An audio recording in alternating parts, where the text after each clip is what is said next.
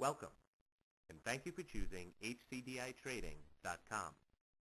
Today, we will be discussing how to reseat or replace your processor. Before reseating your processor, make sure that your computer is disconnected from all power sources. This includes monitor cables, speakers, and printer cables. Monitors shown here are the Dell GX260 small form factor, desktop model, and tower. Turn the computer so that the back of the machine faces you. Open your computer by squeezing the side release buttons and lifting. The tower will feature a plastic fan cover that easily flips up to expose the heatsink. Note you will have to place the tower on its side to access the processor and heatsink. Locate the heatsink. Find the green lever located at the front of the heatsink, facing the front of the computer. Lift the lever up and all the way to the left. The heatsink will easily detach from its seat. Do not unplug the heatsink from its power connection. The processor will be exposed.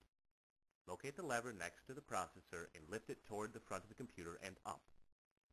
The processor will release from the motherboard. It should easily lift out. Be careful not to bend the pins. Sometimes the processor will remain attached to the heatsink.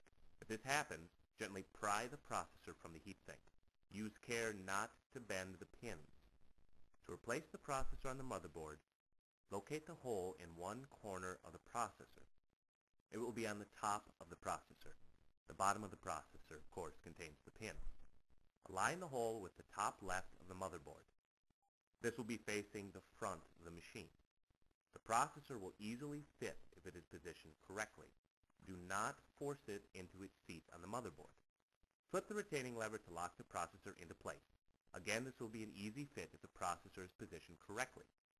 Replace the heatsink by placing the metal lip of the heatsink into the ridge of its seat. Use a retaining lever to lock into place. Close your system. Reconnect all peripherals, monitors, USB connections, keyboards, mice. Plug in your power cord. Turn on your computer, and away you go.